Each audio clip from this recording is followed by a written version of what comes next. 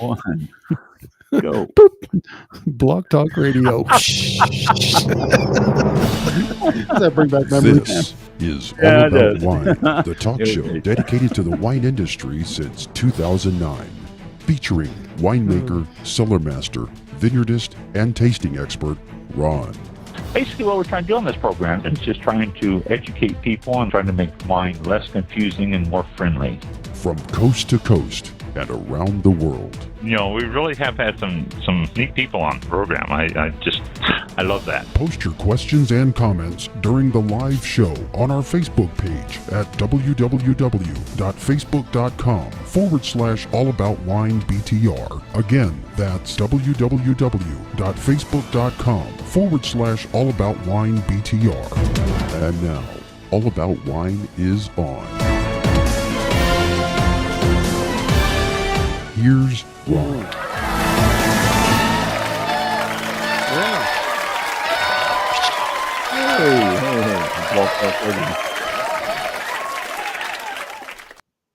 No, it does say that. I You totally got missed that. Blog It's Talk supposed to say- Radio embedded in all this stuff, all over the place. I need to hide something here. Yeah. Well, if I hide that, I think I go Yeah, we can off the other scene. than open, Right, there you are. Okay. Yeah, it's still in that video. Oh, it's on our little Yeah. logo too on the corner. Yes. Yeah. Okay. I have to make some adjustments. Back to the editing board. Yeah. Um, Yeah. Back in the shop. Yep. Yeah. So here we are live on Blog Talk Radio. On Blog Talk Radio, look at me. Live on Restream. It's hard to break a habit. We did it for what, It 14 is. years, 15 years. Yeah. And it's hard to break that habit. We are on Restream. And if you're listening to this show, congratulations, because we're hearing that it's really hard to find our current shows. But we're working on that and trying to find a way to get this stuff out there and make it as listener friendly as it was previously. It is now 7:02 p.m. Eastern Time on March the 6th, 2025. Sunday morning, we go daylight saving time. So be sure to set your clock ahead 1 hour at 2 o'clock in the morning, which means you got to get up and set your alarm for about 5 till and get up, move the clock back an hour, and then go back to bed. So that's going to be more daylight in the evening for us, and it's going to be dark in the morning. I just saw a thing on TV. When was it? Last night? Yeah, last night, saying that daylight saving time throws off your inner clock rhythms, and there are more accidents on Monday after daylight saving time switches. People commuting, more accidents. They said that depression goes up and all sorts of stuff. So I am going to see it stay on year round personally, but that's just my thought. But we should go on daylight saving time Sunday morning and see what happens and see if they start talking about keeping on year round again. It's got to be passed by Congress though, so they can't agree on anything, so I doubt it'll happen. So just some information for you tonight, some stories and things that I have seen.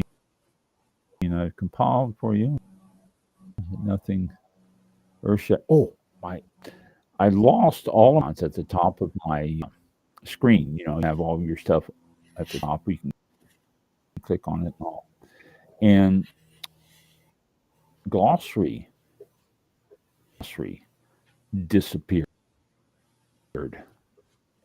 Ooh. I don't know why. Well, I do know what cat Stephanie board. But let me see. Who's going after the mouse? Where's it? Yeah, I'm going after the little thing on screen. Okay, there we go. Here we go. Is that what I want? glossary. Yes, here we are. Do you remember where we ended? That was yes, purely by memory. I remember you saying. I remember.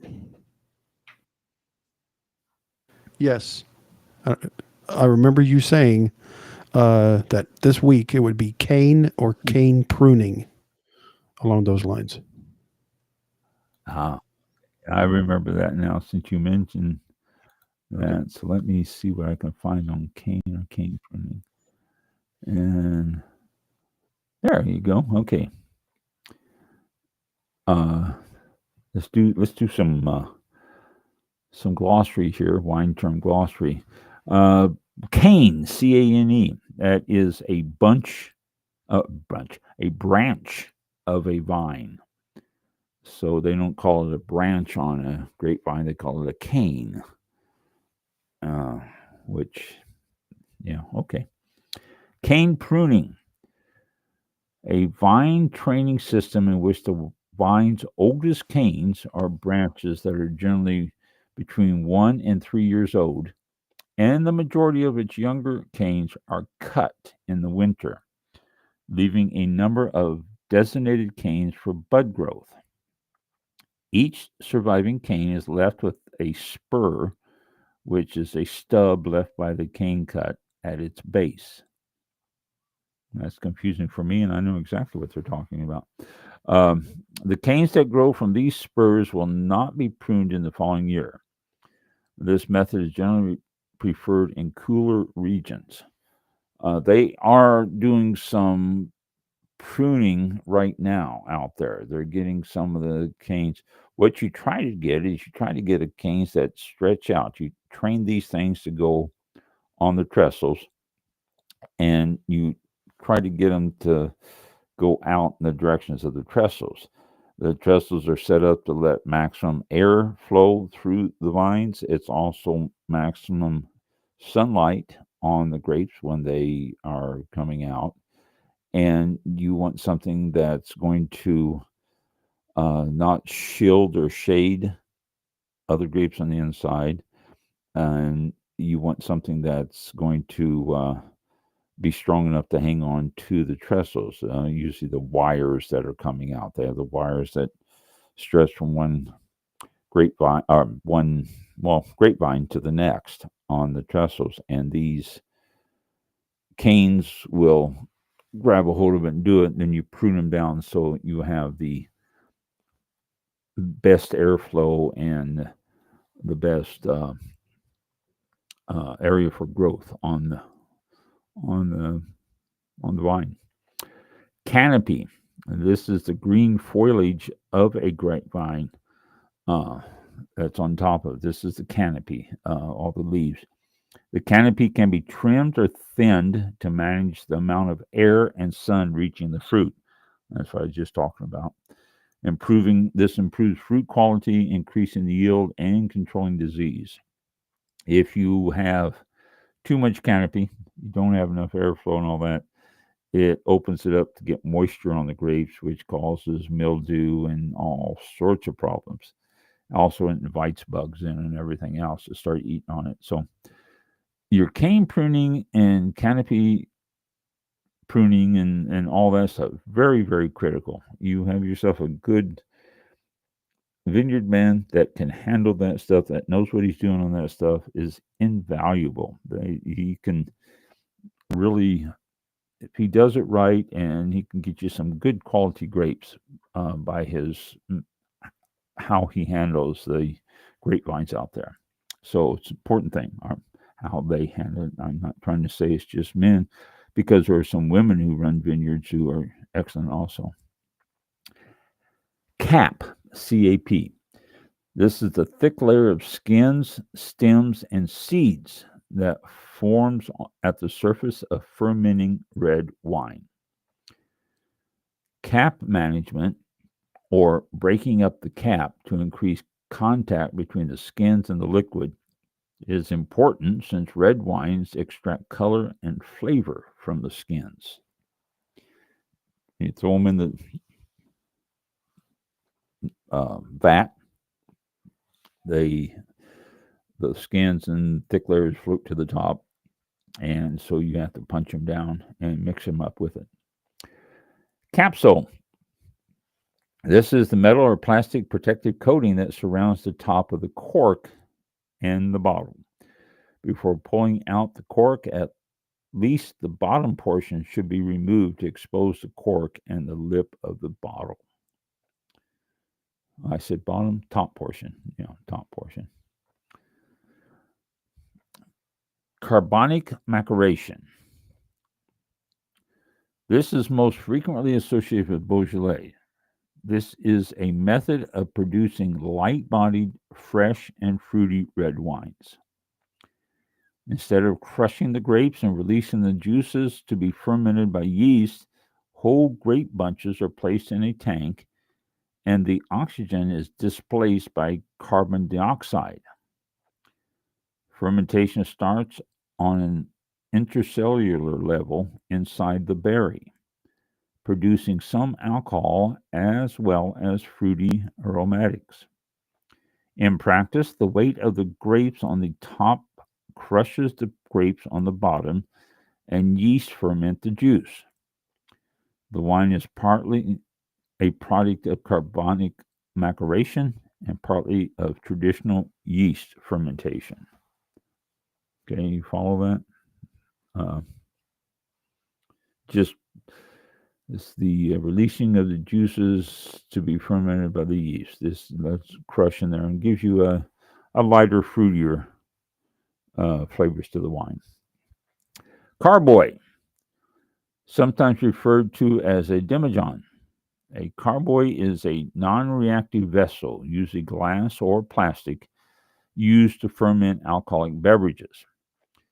Due to their relatively small size, typically ranging from 20 to 60 liter, and portability, they are most properly used in home winemaking, but are also employed by commercial winemakers for experimental lots or test batches. Grab the carboy. I used to do that. I used to do some experimental batches with the carboy just to see how something's going to come out. You have to do very, very stringent record keeping when you do stuff like that, though, because you get something on the carboy and it comes out just perfect. You have to be sure, okay, I'm using a 30-liter carboy, and I'm going to use a 500-liter barrel. You need to figure out exactly what you're putting into it and match the amounts. Okay, casa. C-A-S-A, casa. Spanish for house. In wine terms, it's synonymous with bodega. So a casa or a bodega in wine, same thing. Case, C-A-S-E. A case of wine in the United States typically contains 9 liters, which is equivalent to 12 standard size 750 bottles of wine. The size of wineries is most frequently measured by the number of cases produced annually, and they're talking 9-liter cases. This is the standard measurement for cases, 9-liter case. Which is 12 750 milliliter, or it is 4 4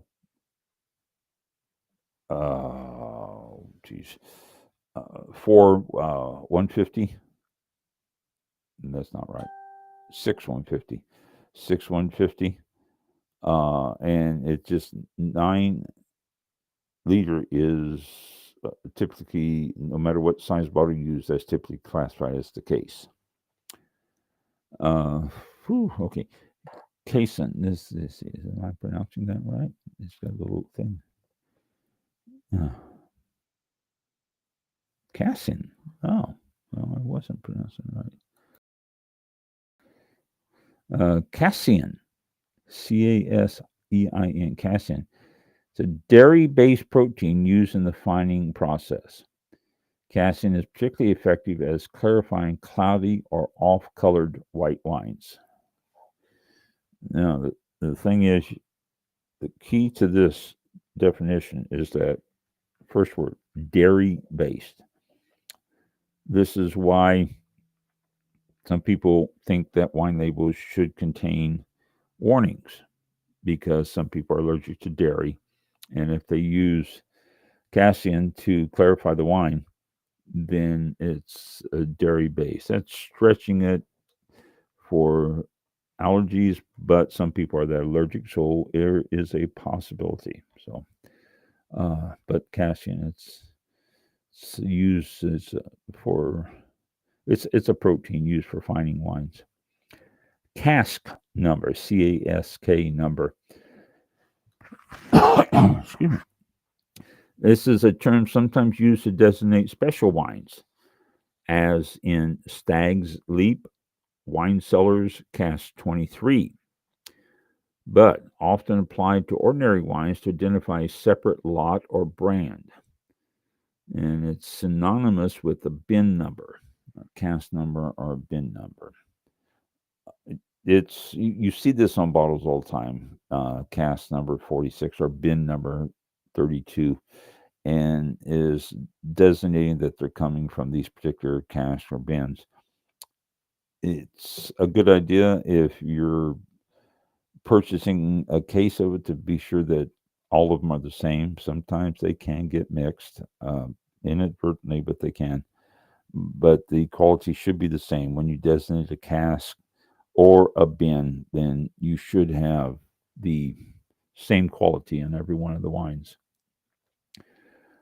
Cava, CAVA. This is a Spanish term for sparkling wine made using the traditional method in Champagne. Cave, French term for wine cellar. You have a wine cellar in the United States, you have a cave in France. Cedary. This denotes the smell of cedar wood associated with mature Cabernet Sauvignon and Cabernet blends aged in French or American oak. This has a cedary smell. You probably smelled it before and didn't know really what you were smelling too. That happens a lot in some of this stuff. Cellar, CELLAR. The room in a winery where wine is made or stored, can often refer to a personal wine collection in a residence. My personal wine cellar, yeah. Which is, you think of cellar, you think of basement, but it's not particularly that. Cellared by. This means the wine was not produced at the winery where it was bottled. It usually indicates that the wine was purchased from another source. This is something you got to look at too. If you're buying a wine from any winery, check the back and see if it was made and bottled by. If it was made and bottled by that winery, then everything was done there. But if it says cellared, that means another winery did it and they're just slapping their label on it. And you see that more than you think. I checked on that once. I was on a mission and I was surprised at the number of bottles that are cellared by other companies. And they don't even always tell you who it is. So, okay. This is a French term for grape variety, and it is pronounced cépage.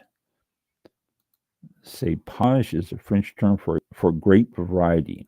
It's spelled C-E with a mark of the E, P-A-G-E, cépage.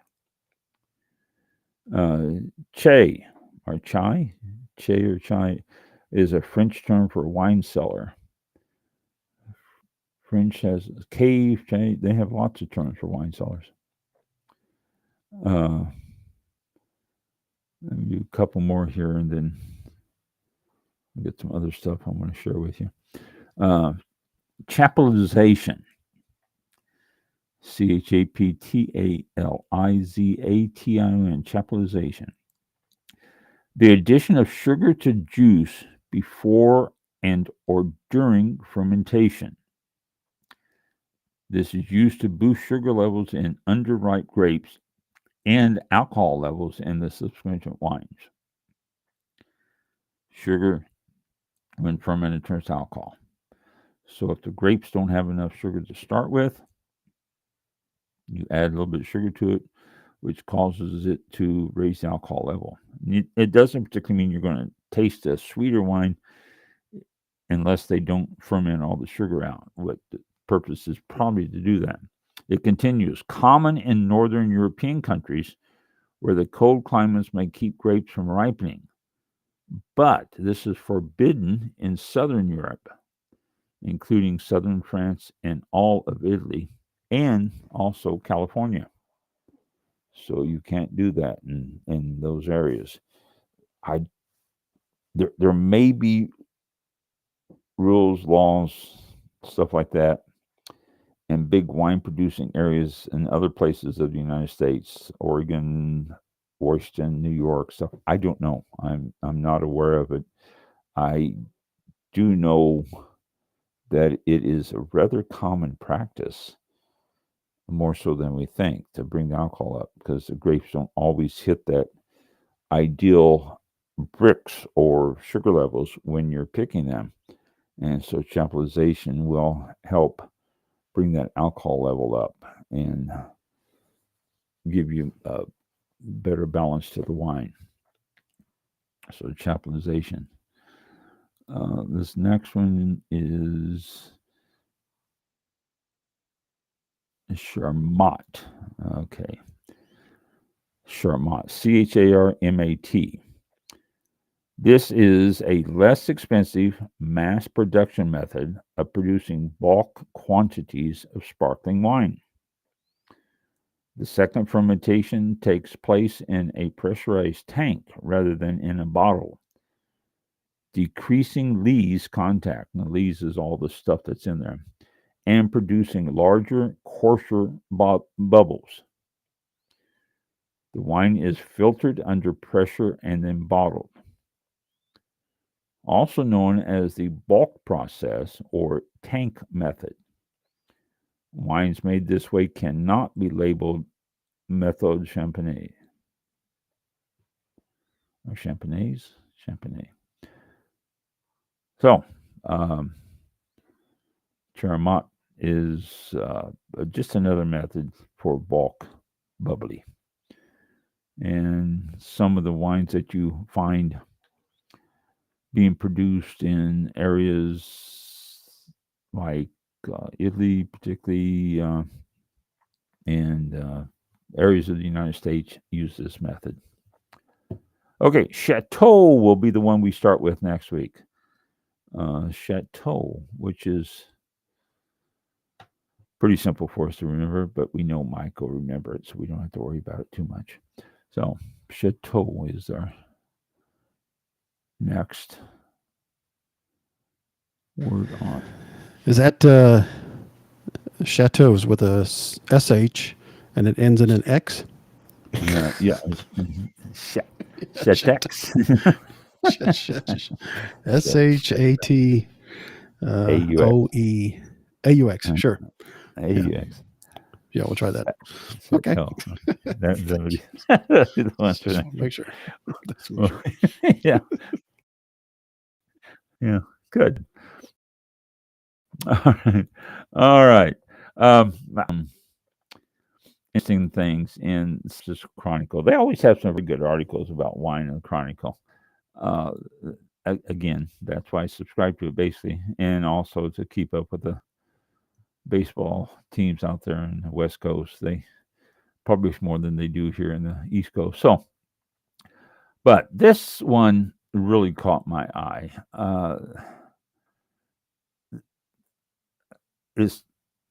Todd Henderson wants to be known as the guy who makes the most expensive wine in the world.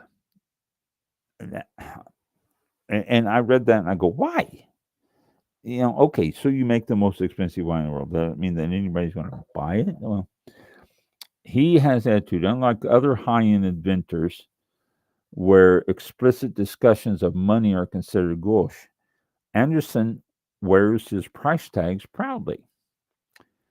He has a Napa Valley winery called Ghost Horse, and he sells new releases between $500, and that's how much a Chardonnay goes for, and $5,500. That's premonition. This is the prices of his Cabernet Sauvignons. Want to visit Anderson in St. Helena for a tasting? That will be $750, $1,000, or $5,000 per person, depending on which option you choose. The fees are not waived if you buy a bottle, but they do include a charcuterie, is that how it's pronounced? Charcuterie platter, a cheese platter. Yeah, okay. Now, I read this and I'm going, all right. Now, how many people are actually going to do that? Anderson is preparing to release his most audaciously priced wine yet. Effrayant, Effrayant, which means scary in French, is still in the barrel.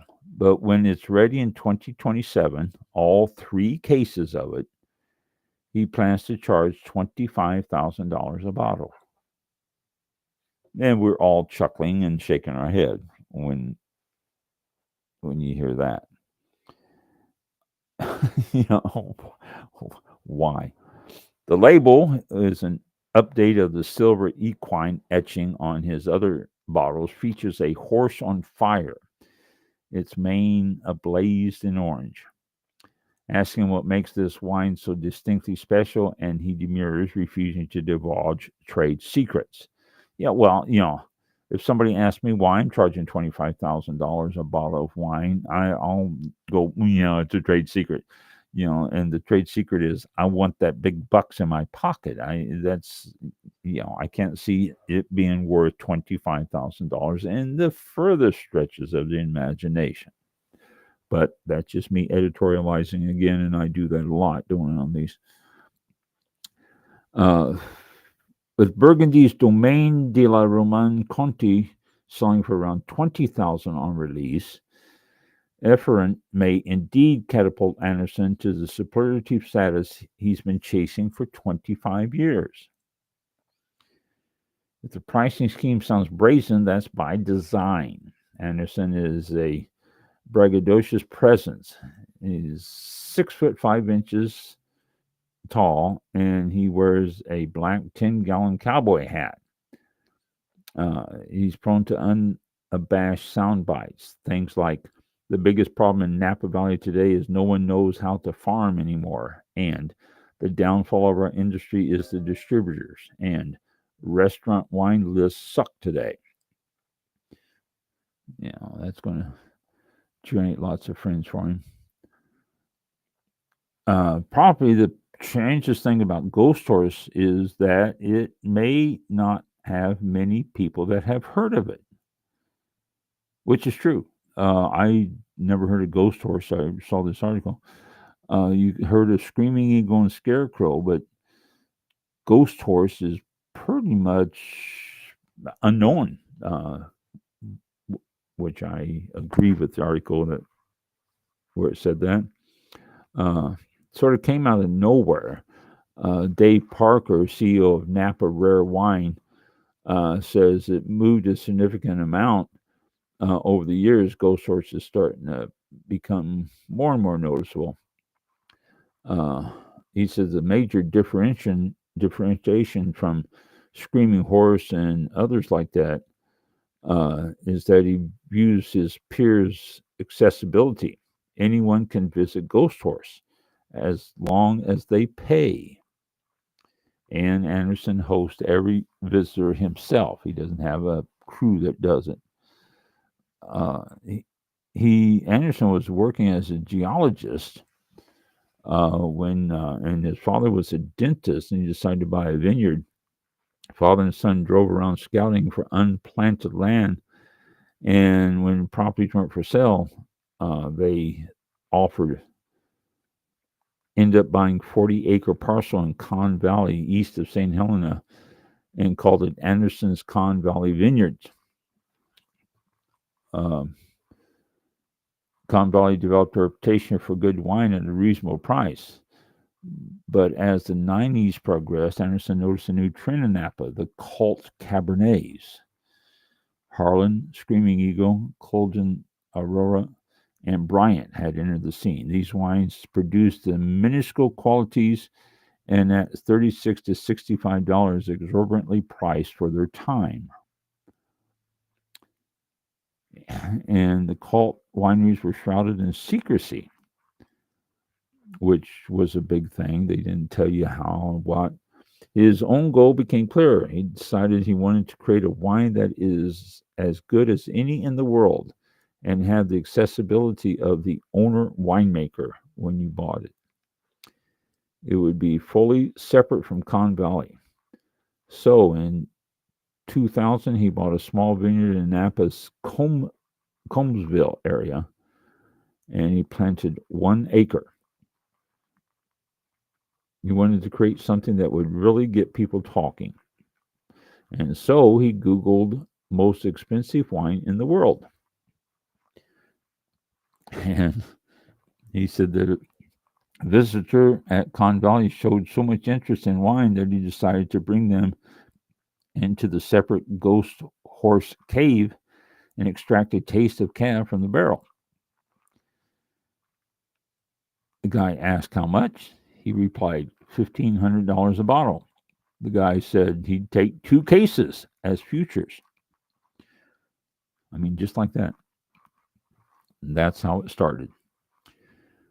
No one's really tested this price point the way he's doing it.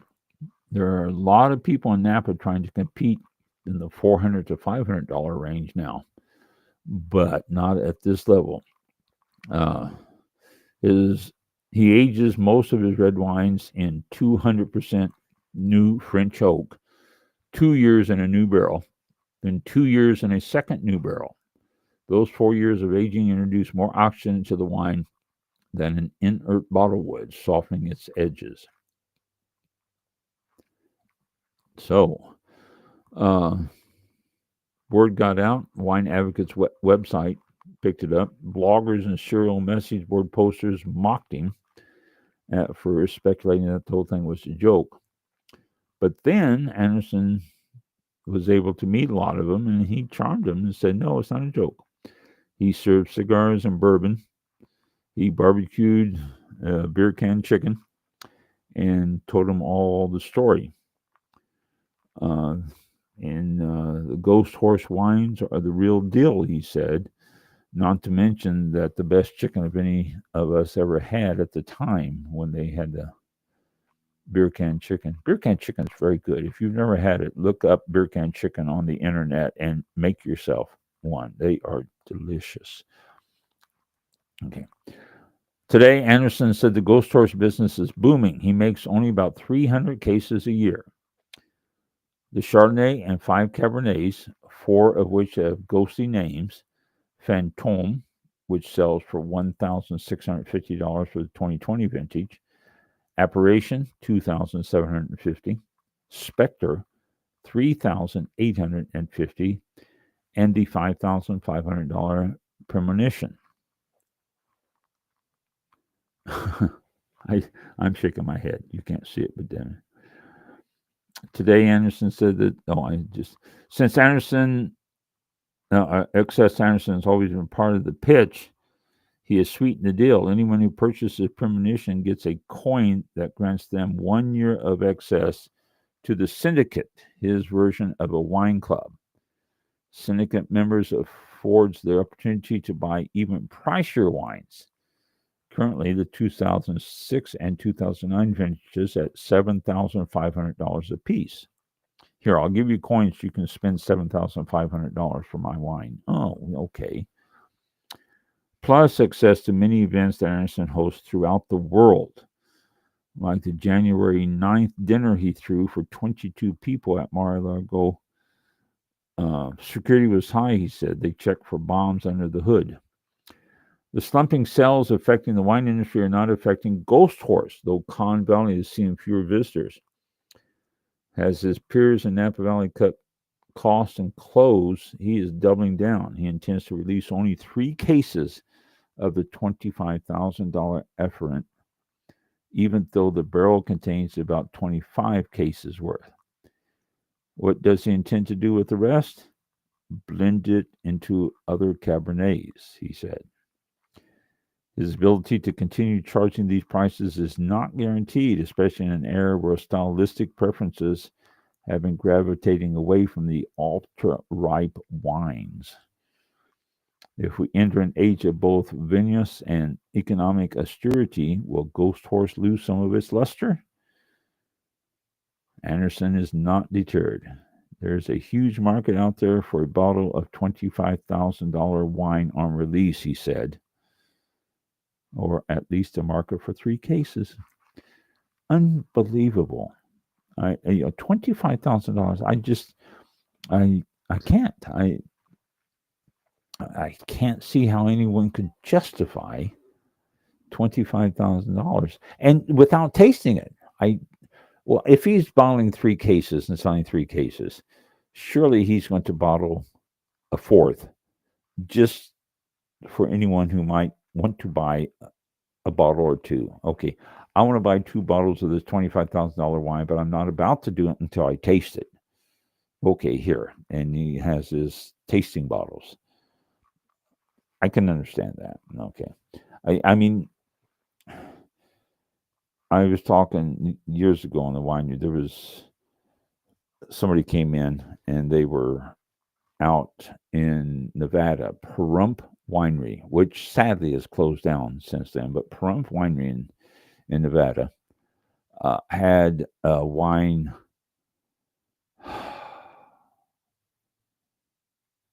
Gee, I've got a blank now. I can't think of the name of it. But they made a wine that I got a bottle of it. We exchanged some wines back and forth. I sent them my orange and my key lime, and they sent me a bottle of the wine that they had. And it was fantastic. It was really, really good. They did an excellent job on it. I wrote them or I emailed them, and I said, "This is fantastic. You outdid yourself." And they paid me the compliments back on the orange and the key lime, which I wasn't seeking, but I appreciate it.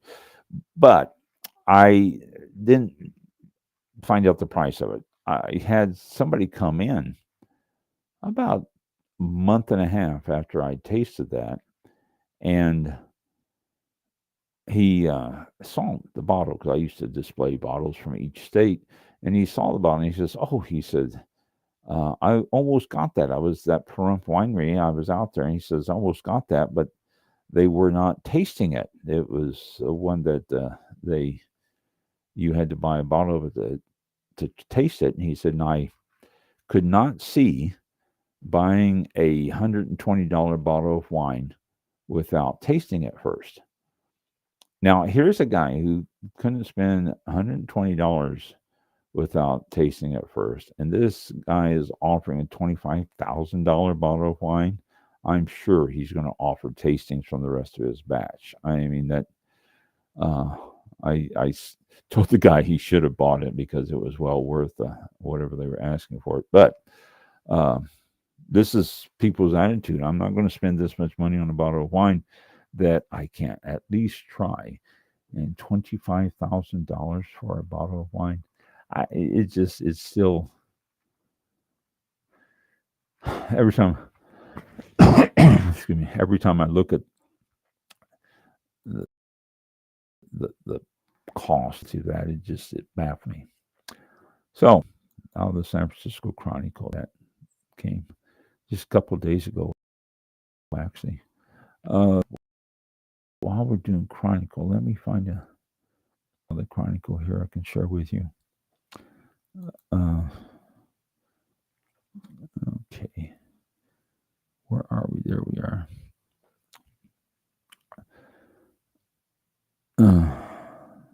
Okay. Just some quick hits here on articles out of the Chronicle on the wine region. renowned Napa Valley vintner is sued to stop the sale of his share in a winery. Uh, he was told that, he found out that his shares were being auctioned after they were already sold. Tuck Beckstoffer, he's the son of the famed grape grower Andy Beckstoffer, was ordered in 2022 to give up his 30% ownership in Amelet Estate because they had to sell. It was foreclosed on because his partners were spending the winery's fund on luxury items like luxury cars and private jets. And also, they arbitration directed him to pay $5.1 million in damages to the winery. But he filed because he said that he was not informed of this stuff. He said that the owner's state law requires that the owners be received a 10-day notice before property is foreclosed on. And he said he didn't know about it until after the sale was all done and everything was finished. He's trying to get a reversal of it. Amelet Estate is valued at $3.6 million, but they were unable to pay the multi-million-dollar judgment, and so he's asking for his share back on it.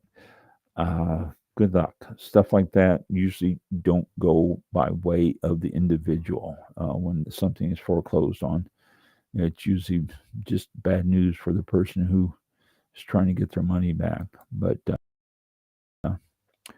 when those things were, the winery was just spending more money than they had for all sorts of stuff. Let's see. Lots of wineries are closing in San Francisco. Getting articles almost daily that something else is being closed down. Here's one: an injunction. It's the latest in a lengthy, complicated feud in Napa between Hoops. I think I told you about that last week, and some others. Hoops is forced to pay $8 million if they want to stay open. They're saying that that they can't keep up with that stuff. It's just too much money. There was another one here. This is Prima Donna. No, not Prima Donna. Prima Materia is scheduled to close. And this is in Lake County. 13 grape varieties are planted, and they have a lot of Italian grapevines there. They opened up a tasting room in 2019, offering $10 tastings and $16 bottles, but they just haven't been able to recover from the pandemic, which seems to be a problem with a lot of these wineries. The pandemic really hurt them. Distributors dropped off, visitations declined, and they're just not getting the traffic that they used to. It's not picking up completely back to normal yet. And you would think so after 5 years. But the Prima Materia is becoming a victim of the pandemic even 5 years later. Let's see. Although the Lamorinda AVA, that has to be in Lake County, has more than 100 vineyards. Wow. That's amazing. 100 vineyards. These are all little small dinky things, but it's all part of the region. But there's another one that's closing down that, again, they're blaming the pandemic and not turning it around.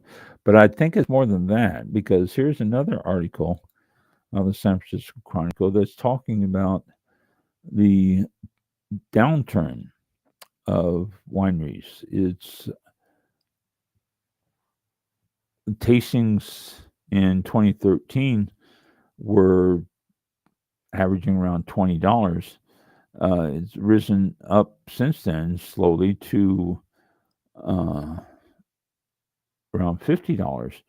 But the visitors are dropping off, and this is hurting all of them. The traffic to wineries has slowed down to the point where some wineries have cut back on their tasting fees, are offering cheaper deals and stuff, simply because they're not getting the traffic they used to. It is overall in California, particularly in Napa, Sonoma, Lake counties, Mendocino, these areas are really starting to feel the effects of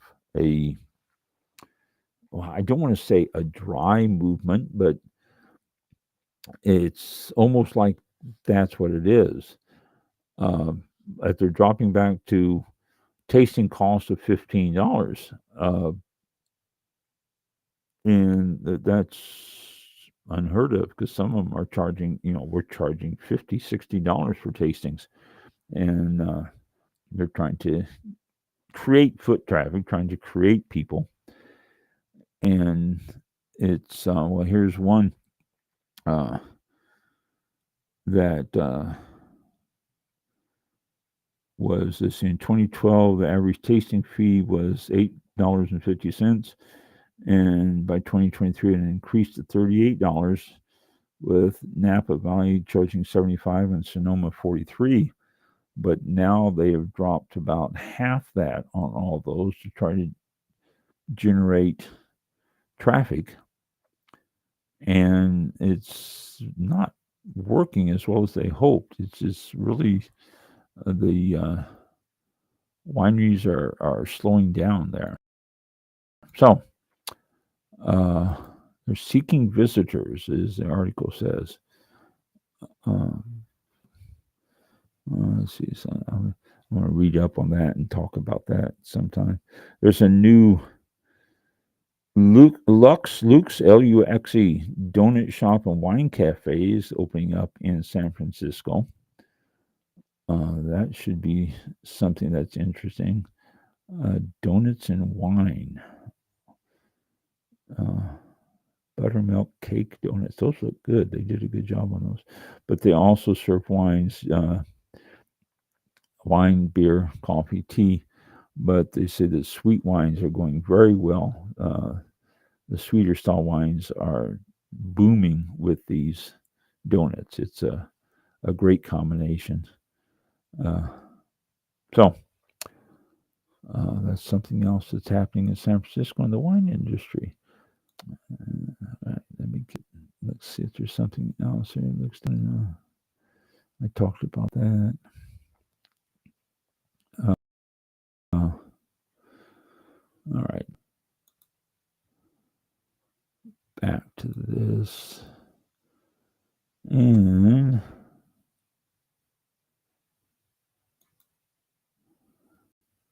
let me go back to this. I'm trying to maneuver around here. What was I? Oh, here we go. Courtney McGrinney. Shahisi.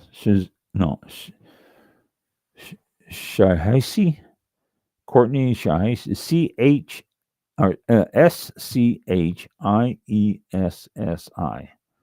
IESSL. I'm sorry. So Courtney Shahessel Magrini, Magrini. Writes articles on wine. I have her pop up on here like every couple of days. She'll do stuff. She writes for 750 Daily, and a very good site. I enjoy it. They have a lot of information and stuff on there that is really interesting. And it has quite a bit of information. Here's an article I'm gonna read and talk to you about: the science of the petrol aromas in wine. it's been talked about quite a bit. I want to get, but what we know about new tariffs on American wines, and this is something that everyone's concerned about with the tariffs and what's going on with the tariffs and how it will affect wines and our costs and stuff. Well, as of right now, we don't know.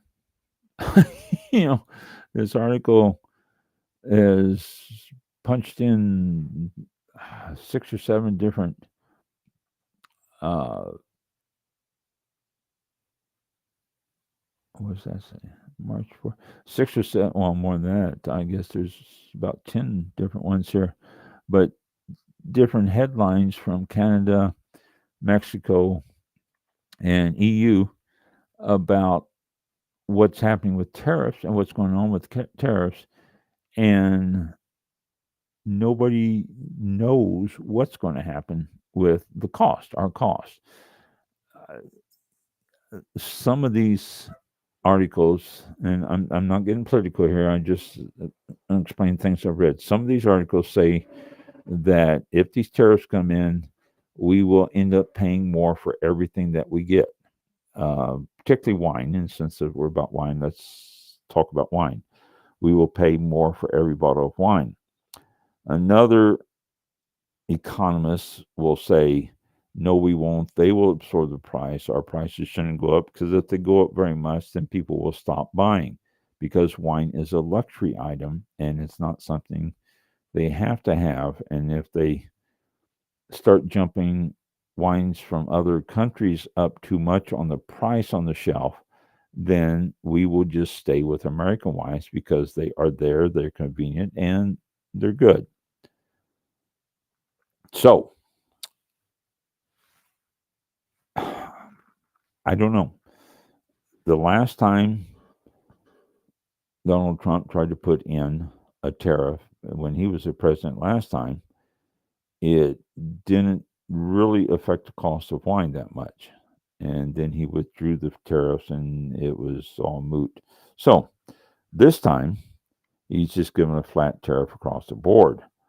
But when it comes to different items, we buy them from overseas, we buy them from different countries and stuff, Canada, Mexico, and everywhere else.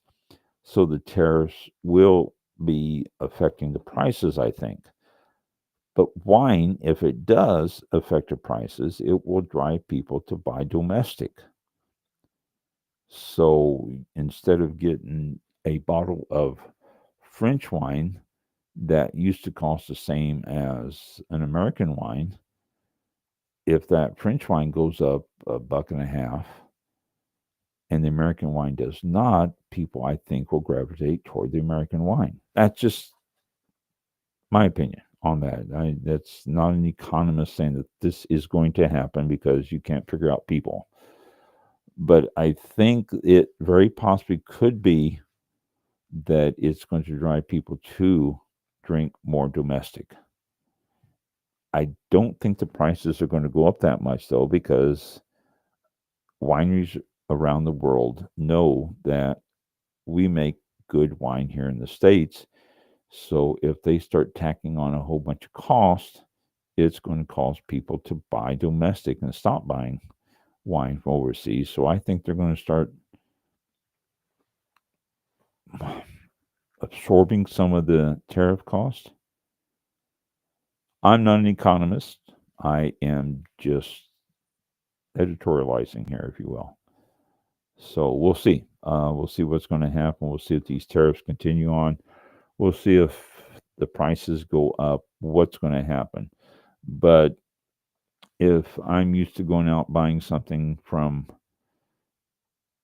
Europe, Chile, say I like a Carmenere from Chile, if I buy a Carmenere from Chile and that price jumps up $2 or $3, and I can buy a Barbera from California for less than that. I love Barberas, Sauvignon, a Cab Franc rather. I love Cab Francs. I can buy one of those and enjoy it as much. So that's just what I would do. That's just my opinion. I don't know what's going to happen on this. Um, Tariffs are going to affect all sorts of spirits, not just wine. But and it could be the same result with wine. I mean, you can buy Canadian whiskeys or you can buy American whiskeys, uh, and it's just a matter of I only drink Canadian Club. Well, okay, then if the tariffs go in and pay more for it, but you can also buy some great American whiskeys instead of Canadian Club. That's okay. Enough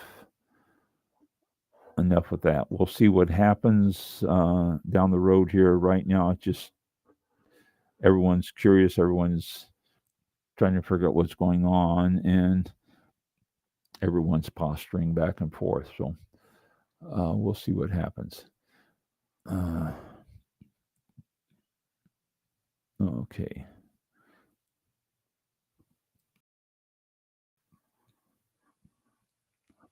Okay. Here's one I'll talk about quickly here before we end it for the night. There's the 7 best wines from women winemakers. This is according to people who are buying the wines. The 7 best wines from women winemakers.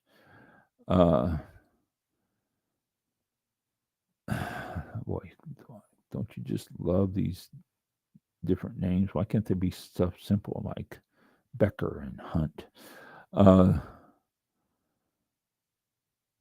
This is Noble Cara. It's a Toscana Rosato 2023 from Tuscany, Italy. And it is a wine made by, what is her name?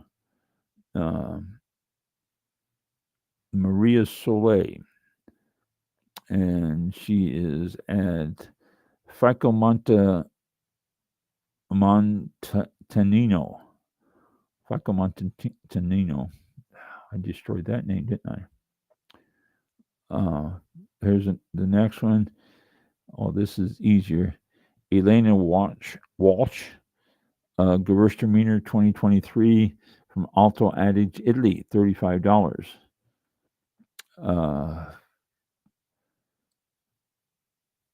Amavive Grenache 2023 from Alisso's Canyon, Santa Barbara, $34.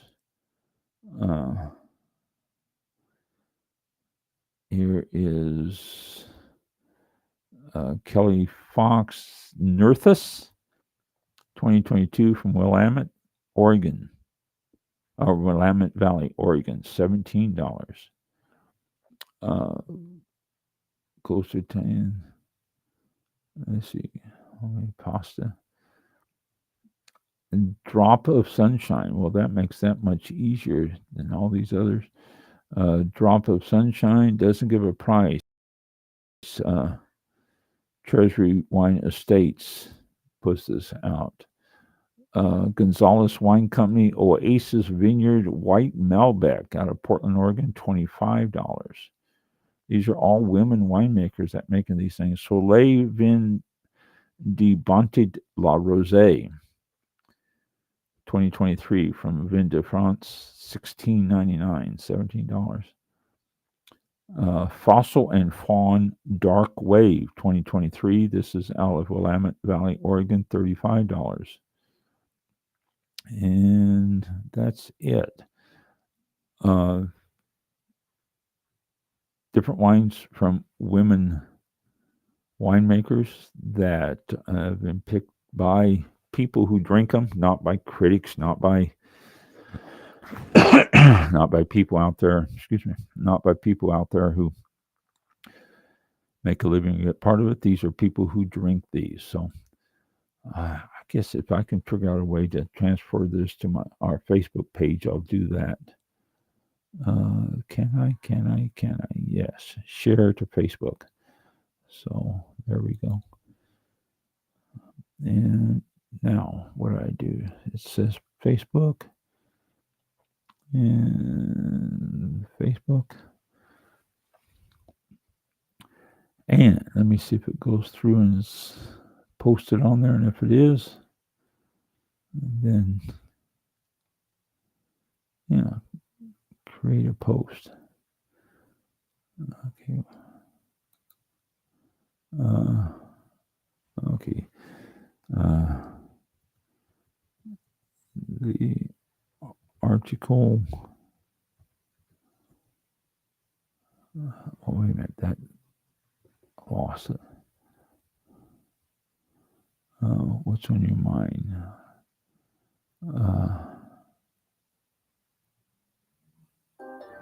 Okay.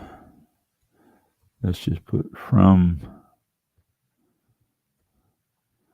Thursday, March 6, 2025. That's all I need to put on that. Then I'll post it and share. Okay, it's on Wine Facebook. Or did it go on? No, it went on mine, not on All About Wine. Well, I'll have to do it again and put it on All About Wine. All right. Well, geez, I didn't even think that I was open on my page and not on a All About Wine page. So, okay, we're done for the night. After that blue right. there, I'll stop. We were listening patiently for you to say, it's done, it's on the page, and heard that. I know. Not quite. Because I waited until it popped up, and this is my page. I don't want to know my page. I want to know about my quite page. do it. Yeah. No. It happens. All righty. Well, that's the end of tonight's show for Thursday, March the 6th. And we will see you all back here next week on March the 13th, I believe it is. We'll be at 7 p.m. If your smart devices, watches, and phones don't automatically change the time and you forget, we'll be on at 6 p.m. next week instead on your time. So keep that in mind. Let's just hope that you do change your clocks ahead on Sunday. For those of you who do, I think like Arizona, there's a few places in some places Arizona, in Hawaii. Indiana, some places they don't observe it. Lucky you. But those of you who do, Arizona, Hawaii, we'll be back 7 p.m. Eastern time. So tune in. Thank you all again, and have a great weekend. Be safe and enjoy wine. American wine. Yeah. We'll see y'all next time. Thank you. March 13th. All right, thank you. This concludes tonight's broadcast of All About Wine with your host, Ron. For show information, links to All About Wine on Twitter and Facebook, or to be a guest on this show, visit the show website at www.allabout. Do we have an outro? Were you talking? Oh. No. I was just are you talking in the back? Out I keep thinking about Monday's show, and I'm like, he's not 20 minutes behind again, is he? I was like, you were talking about something. I couldn't tell what it was. I go, I hope he's not just now hearing the intro, 2 minutes or whatever later. But anyway, I wasn't hearing the intro though. That's what I was asking, or the outro. I just really couldn't hear it. I just wanted, yeah. allaboutwinebtr.com. And then there we go. So you can't hear the thing playing now? Oh. No, I can't. Really? I wonder why. No. Yeah, I can't. Well, I don't know. But you see it on your screen, right? Okay. I see the thing. It's kind of frozen now. But ready to scroll and talking about it, but it's just frozen up. Yeah. Let's get back up here. Skip the thing. There you go. Thank you for. Let me back it up a second. All About Wine. Thank you for listening. Yes. Drink responsibly, and we'll see you next time on All About Wine. I can hear it now. No audio from that. Yeah, Interesting. I heard that. Oh, you did? Okay.